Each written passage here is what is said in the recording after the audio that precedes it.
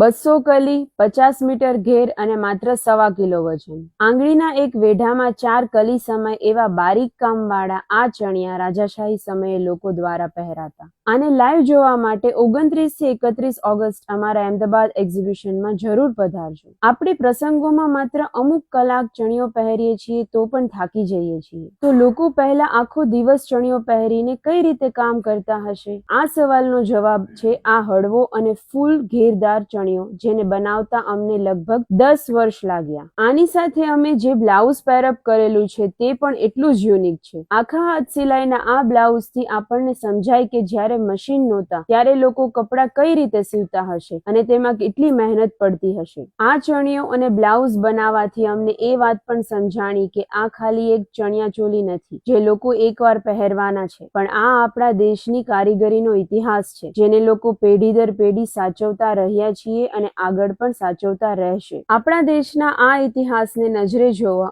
29 થી 31 ઓગસ્ટ અમારા અમદાવાદ એક્ઝિબિશનમાં જરૂર પધારશો. ધન્યવાદ.